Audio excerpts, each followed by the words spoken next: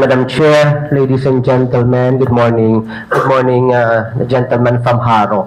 Good thing that you mentioned about these schools and the Department of Public Works and Highway, because I spoke lengthily with the National President League of Cities, Francis Zamora. And he informed me that the most a huge chunk of budget of the national budget will be given to the local government unit, and it will be delivered so that we can at least help with our classroom problems. And good thing that you brought this up, sir. And at least with a half-day class, we may at least change that kind of behavior.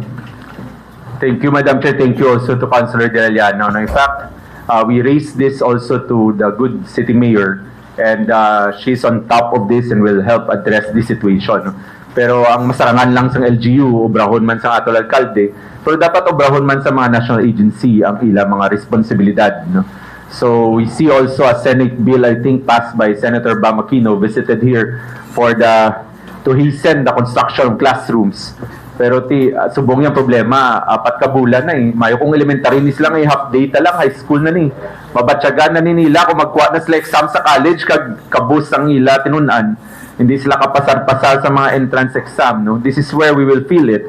And in the long term, amumani, we will have half-baked graduates, no? Ngati, kung nagkagaan lang sa saktong environment, they would be better equipped.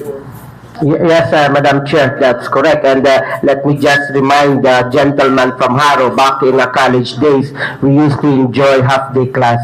Thank you. That's true, no? I'm sure, Madam Chair, mga estudyante, wala yung reklamo sa half-day class, no?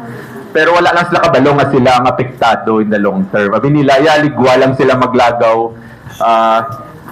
Pero it's against them. It's adverse to their interests nga kabos ang ila pag-eskwela. 15 minutes a day, i-multiply mo by months, dako ang buhin sa ila pag-eskwela, Madam Chair. Yes. Kulang din man. Madam Chair, Yes. I would like to make some corollary motion. But before that, just like to ask also Councilor Cabaluna,